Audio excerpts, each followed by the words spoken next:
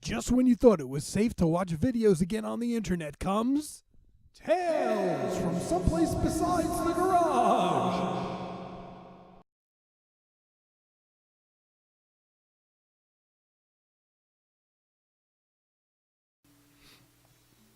Hey guys, I'm back. Been about a week since I did my last video, and I've been promising to do a video a week.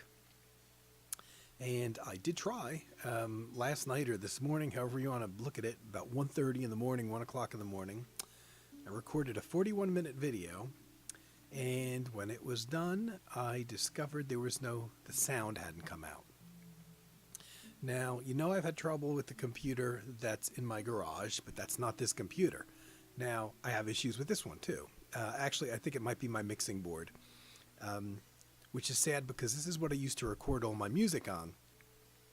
I need the mixer to go into the computer to record the sound, and I don't know, about 6 months or so ago, I spilled quite a lot of liquid on it. I have a little shelf that I put like cups of water or iced tea or whatever right above the mixer, and it's unfortunately positioned, but there's literally no place else in here for me to put it. And sure enough, I knocked it down one day. Water went all over the mixer, and I did my best. I disconnected the whole thing, turned it upside down so any water could drain out, and let it dry for a good week or so before I even tried to use it again. But I think I killed a couple of the channels in it by doing that, so I need a new mixer. Anyway, I'm going to try to keep this under 41 minutes, so I'm going to repeat myself and try to compress all the facts. As you know, my last couple of videos, I've been talking about things that, the fact that I've been listening to compilations a bit, not exclusively, but I am not a compilations person, multi-artist compilations, you know, one track from one artist, another track from another artist. As I mentioned, I tend to purchase them only because there's a rare track or two from artists that I follow that are on the compilations, and these tracks aren't available on the artist's own albums, which is why I tend to pick them up. But I basically take that track off and I put it in a playlist or burn it onto a CD or whatever with that specific artist's other material. So I don't tend to listen to the complete compilation albums with all the different artists all that very much. But lately I've got into a bit of a thing. I think it started off with, if you go back a few videos, the Music for Meditation, which was actually a compilation of different artists, and it was actually soundtrack music from the soundtracks of films. And then, and I listened to that as a full CD on its own. And then I listened to the Sub Rosa compilation that I talked about a lot, and that is something that I bought because it had tracks by artists that weren't available anywhere else. Harold Budd, John Hassell, the trumpeter. And I like that as a listening experience. That's a really good album. There's only 4 different artists on there. But unlike most compilations made by different artists, that particular album flows well. And I have listened to that as a whole, as an album on its own. And I had pulled out and showed this Soul of the Machine, the Windham Hill sampler of electronic music, new electronic music. Came out in 1987. I remember buying it new, as a new release when it came out. Kind of unusual for Windham Hill, which at the time really was primarily an acoustic, quote-unquote, new age thing, guys like George Winston and Alex DeGrassi and William Ackerman, mostly acoustic guitars and piano solo albums. So it was unusual for them to do an album of electronic music. And some of the tracks on here were actually selected from albums that came out on Windham Hill. But there's a whole bunch of tracks by artists that didn't record for Windham Hill. And that was interesting. And, when I first got this, I pretty much liked, to varying degrees, all of the tracks on here. And I'm not 100% sure, but I think the Fred Simon track, Time in a River, which is on this Windham Hill album. I think that's the one that actually got me into Fred Simon, if I'm not mistaken. I had only heard of him, but hadn't heard any of his music. But the track on here, on the Soul of the Machine, by Fred Simon, is so good that it got me into Fred Simon, and I bought several of his albums as a result. And that was right away when I got this, like back in 87 or so. Other people on here, Mitchell Foreman, let me see, Colin Chin, and I bought a Colin Chin album, one CD. I only have one CD by him, and I'm not even sure if it was the same album that this track was drawn from on here. I'm not sure. Colin Chin doesn't have a lot of albums out there. He never did that I'm aware of. And I did buy one. It's a pretty good album. Only have one. Shoners and Scott, who's like a synthesizer duo, has a piece on here that they recorded an album for the Windham Hill, and I'm pretty sure that the track on this compilation is from the Windham Hill album they recorded. That's pretty good, but it wasn't what I expected, because if I'm remembering correctly, there's other musicians on here as well. Let's see. Yeah, additional musicians. It's not just keyboards, in other words. Gary Chang performs a really good piece, and strangely enough, I didn't pick up anything by him. Mark Darnell, Tim Story. I think I already knew Tim. Yeah, I knew Tim Story before this, because I actually have vinyl. I actually have a Tim Story vinyl, which would have predated the CD era, because I pretty much don't buy vinyl now. And so I bought, as a result of getting this, when I picked it up in 87, I bought a whole bunch of albums by the artists that were featured on here, which is probably, to me, what the purpose of these things are. Kind of like a sampler, like, let me see if there's somebody else for me to get into here. And then there was other artists that I liked the tracks. I didn't pick up things by them. And this sat on the shelf for years and years and years. Finally pulled it down, I don't know, 7-8 years ago, and listened to it again. And started paying attention to the tracks on here that were from albums by artists that I never did pick up. And let me see. One of them is Philip Sace. I don't know how you pronounce his name. Sace was one of them. It's fairly well known. And who was the other guys? What you get for Scott Hiltzik and Ted Greenwald. So each of those two people have a track on here. Philip Sace and Greenwald and Hiltzik. And I hadn't picked up albums by them at that time. That I pulled this off the shelf again about 8 years or so ago and listened to it. And I'm like, and I really love the tracks by those two groups or people that are on here. And I wondered why I hadn't ever picked up their albums at the time. So even though it was many years later at that point, and the albums had pretty much gone out of print, just like just about everything I'm going to talk about today is out of print, actually, and the record labels don't even exist anymore, sadly enough, which is kind of a theme for this video. But here's Philip Sace, which I eventually found. I'm pretty sure this is out of print, but there's plenty of copies out there. And I found this maybe, 8 years or so ago. When I got that second life of the Windham Hill sampler. And I really love the track from him on here. It's a little bit more, maybe a little bit more up-tempo. I say modern jazz. I don't know what I call it, modern jazz. Not fusion, kind of electronic, cross between like a jazzy new age thing. And these guys, and it's weird, this is on another label that doesn't exist anymore, Sonic Atmospheres, is it? Yeah, Sonic Atmospheres, which was really small. There was this period of time of about a year that there's a whole bunch of Sonic Atmosphere release CDs that I recall seeing in the bins, and then they just disappeared, So this is one of these labels that unfortunately didn't have a very long shelf life, it seems. Oddly enough, I remember seeing this Views from the Distance in the CD store. I didn't even realize that this album had been sampled on the Windham Hill sampler. I didn't pick it up at the time. However, it's a very good thing. This album's from 1988, by the way. Um, it's probably a very good thing that I discovered there was enough copies left over. There were leftover copies. I think there still are copies around of this. So when I bought it 8 or so years ago, I'm like, this is a really good album.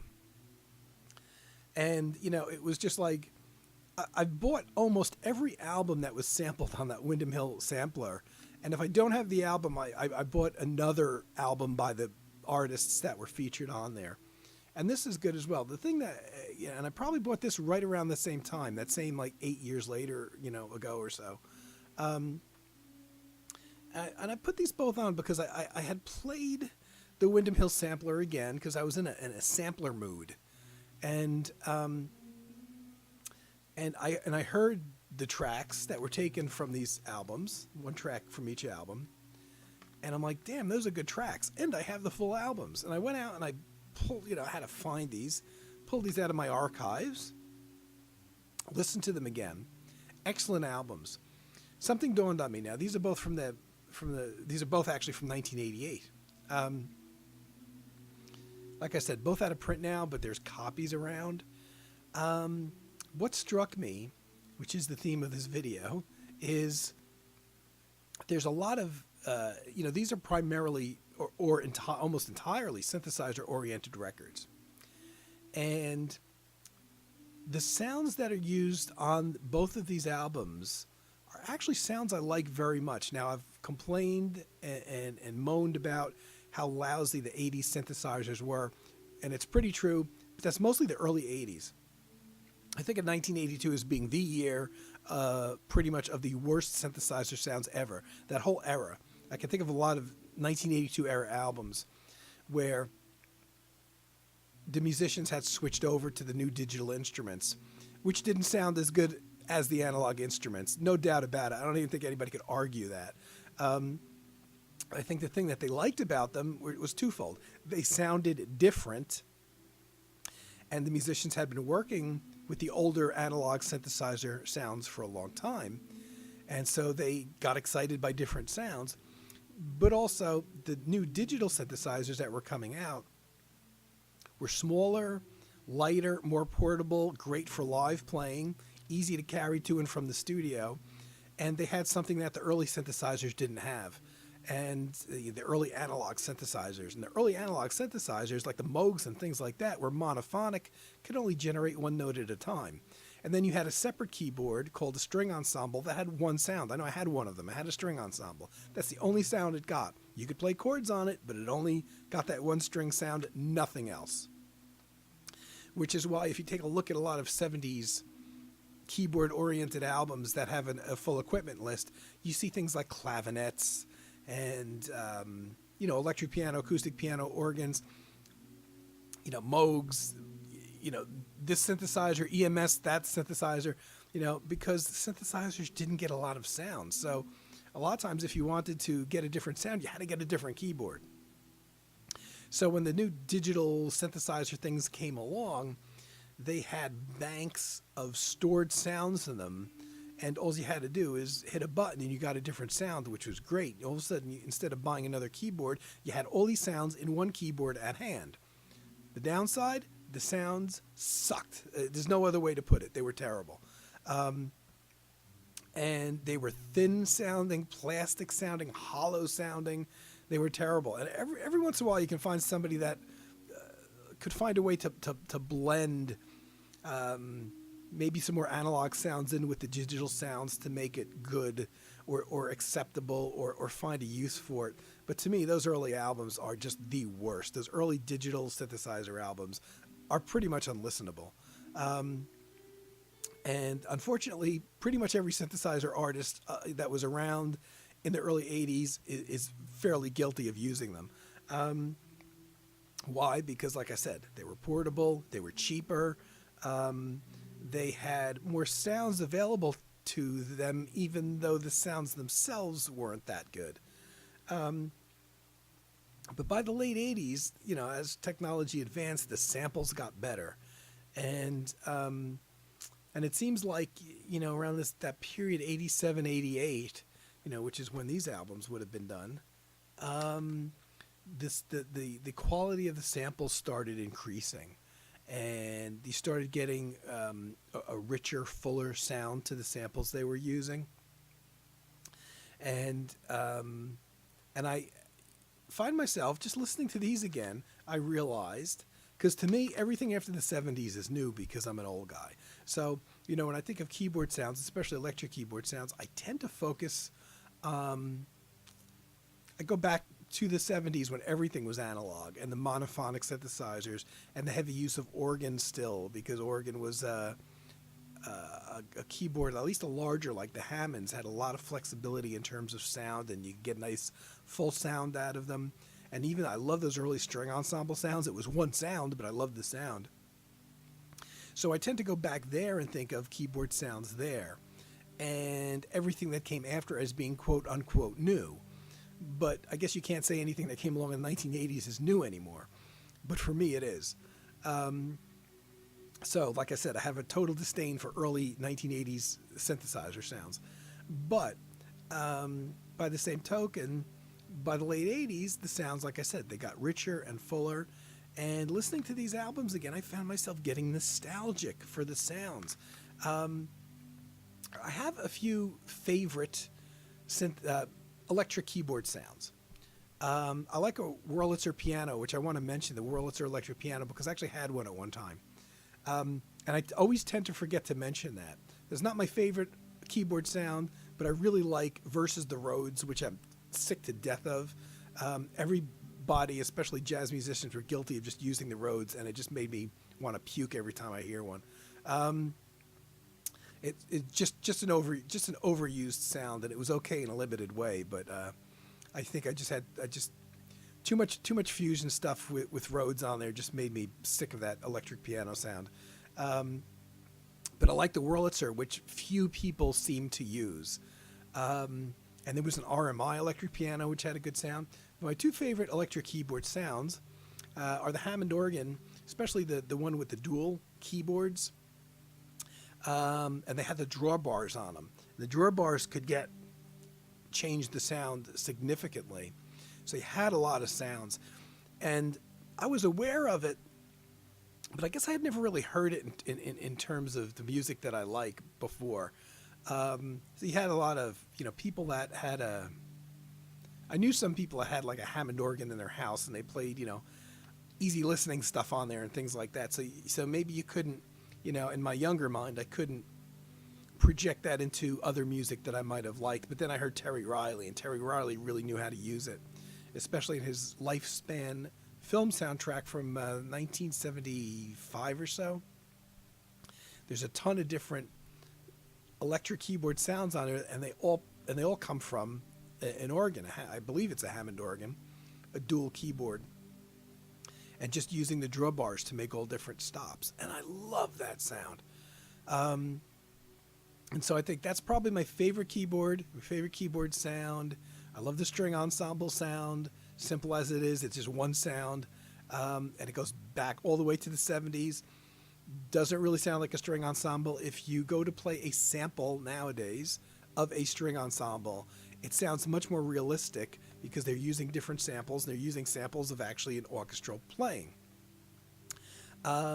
That's great, but the original sound, which didn't sound that much like a string ensemble, but more like the effect of a string ensemble, or a string ensemble from a distance.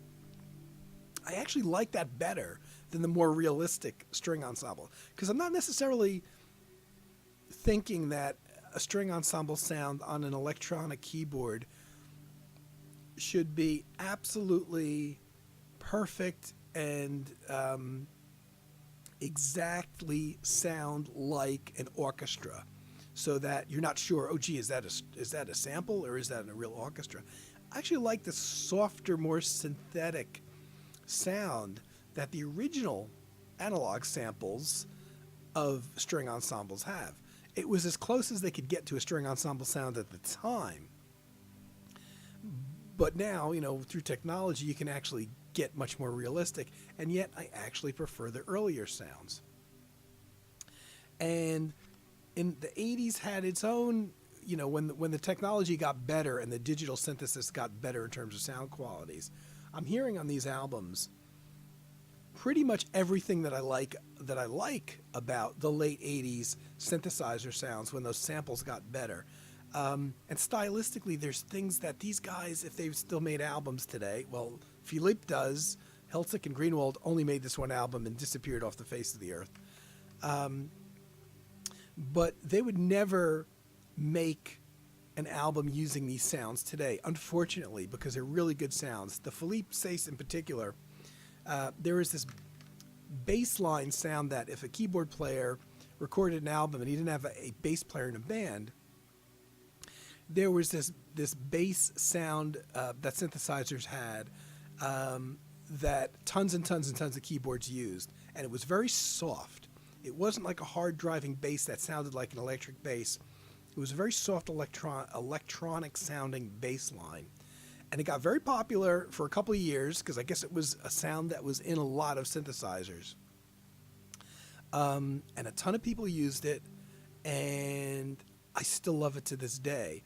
And it only dawned on me when I'm really listening to this album, and it's used exclusively quite a bit on the album, because I believe it's just all total. Not mistaken, this is all key. I gotta look. I don't think there's that many sidemen musicians on here. I've been listening to it, and usually I have to know who plays on every album, and I just never even bothered to look. No. Oh, the great Don Elias actually plays on this album. Mino Sinalou, the percussionist, as well. Mark Egan actually does play bass on 4 tracks, but actually, that's 4 tracks is 11 tracks on the album. All the other tracks besides Mark Egan, didn't even realize they played on this. The late great Don Elias. But with the exception of those 4 tracks Mark Egan plays, and the bass line is done on a synthesizer, and it's a great sound. I actually like it better than a regular bass, certainly than an electric bass.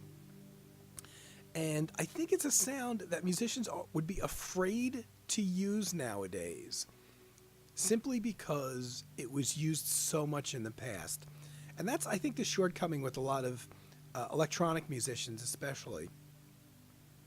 And it's also the reasons why I think in the early 80s they went to those digital synthesizers, which sounded crappy, instead of just sticking with analog ones until the digital stuff got better. And that's because I think they're afraid of being old-fashioned or using sounds that are quote-unquote old. But if that's your way of thinking, then you should never hear a piano or a violin or a saxophone again, because those instruments have been around for hundreds of years, and they sound the same as they did 200 years ago or whatever. And that's not the case.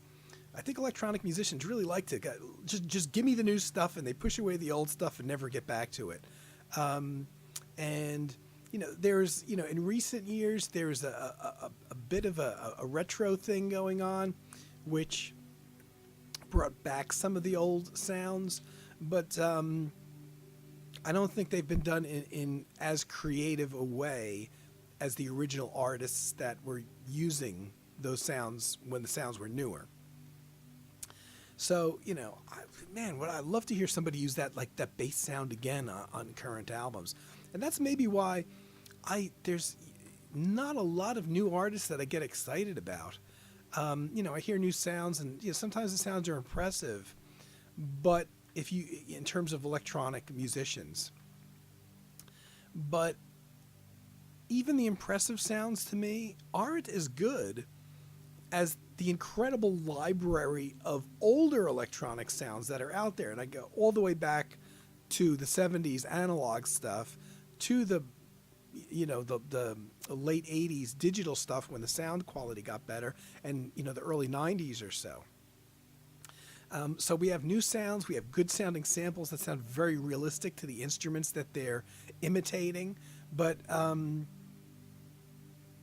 there's so many good quality earlier sounds that I personally love, that I'm less excited when somebody puts out a new album of electronic music and they're using all the current samples, and it's like, yeah, okay, you wanted it to sound like a saxophone, it sounds like a saxophone, but it sounds like basically like I don't have a saxophone player, so I'm going to use this sample of a sax instead of finding the value in a less realistic sounding saxophone sample or so. And I tell you, two of my favorite things.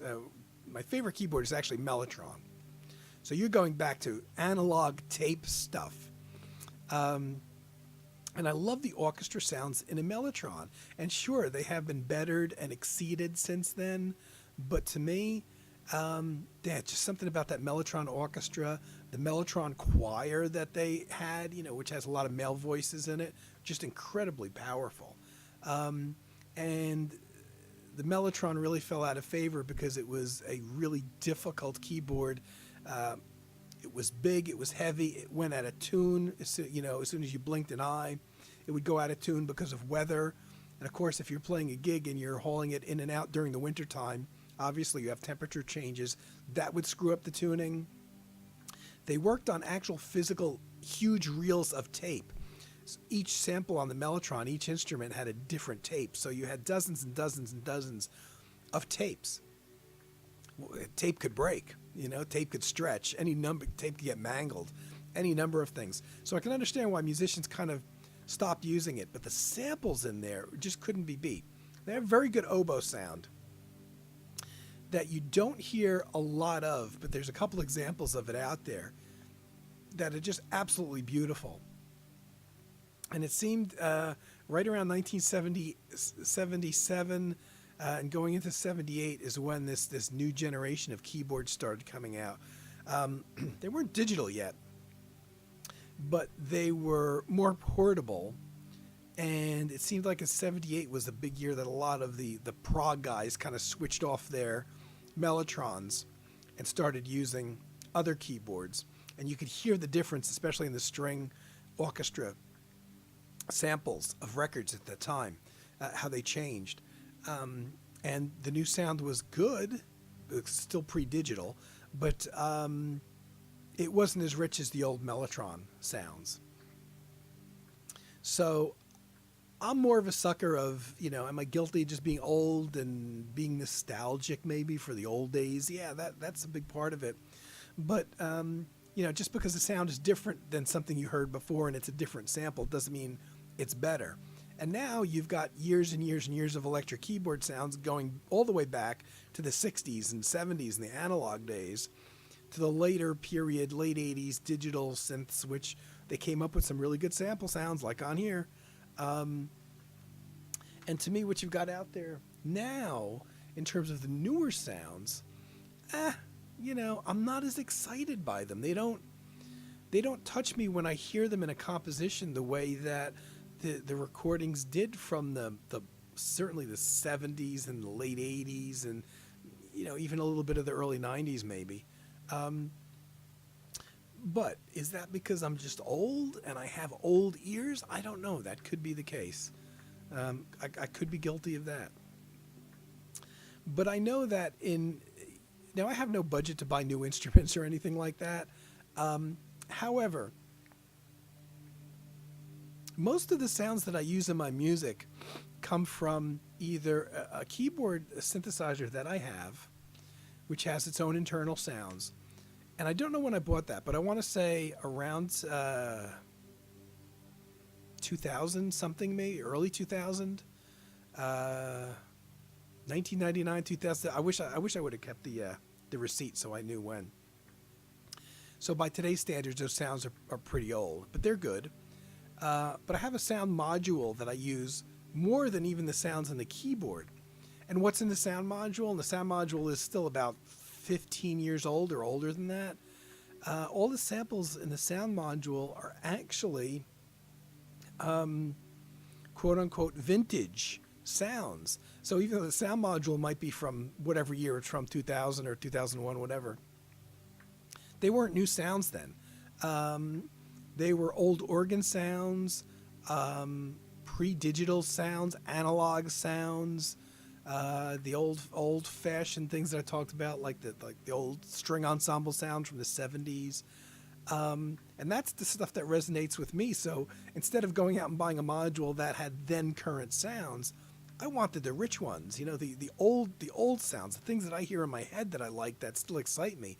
Every once in a while I come across an old album that I didn't know previously that was, recorded back in that era. And if I hear those sounds, I just immediately like it. You know, it's just something that's like, oh, okay, I didn't throw my money away on this album. I have a guitar synthesizer that I use, which also comes from the late 90s, and a lot of those sounds are old in there. And oddly enough, even the ones that are more updated and modern, I never use.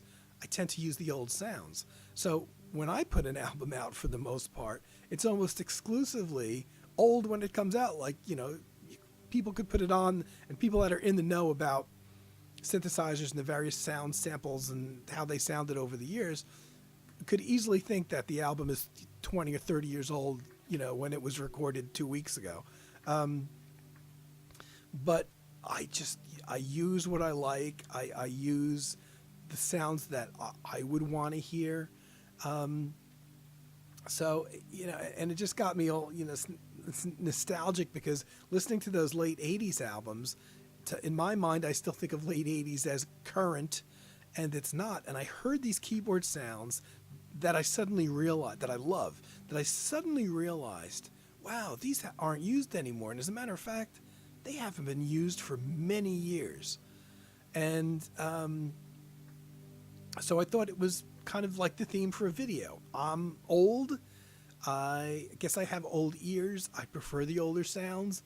And when I write new material, I'm still using old sounds. I'm doing it now. I'm writing an album, and you know, I'm using these old orchestra sounds and these string sounds, and you know, these various sounds that you could have, you know, heard, you know, in the 80s, if not early and earlier.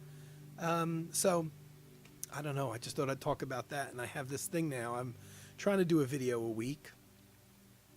And I did try. Like I said, I was on here recording at 1 o'clock in the morning, only for it not to come out. Well, this one I think will come out because I see the meter blinking on my mixer, which means I chose a channel that didn't burn out or didn't get affected when I dumped the water into it. But I need a new mixer. I definitely need a new mixer. Okay, guys. Thanks for watching. Sorry to hit over the half hour again. I didn't mean to. I even left out a couple of the albums I was going to show. But I kept it under the 41 minutes that the last night's video was anyway. So I'll be back whenever I'm back. And hope everybody's doing okay. I'll see you soon.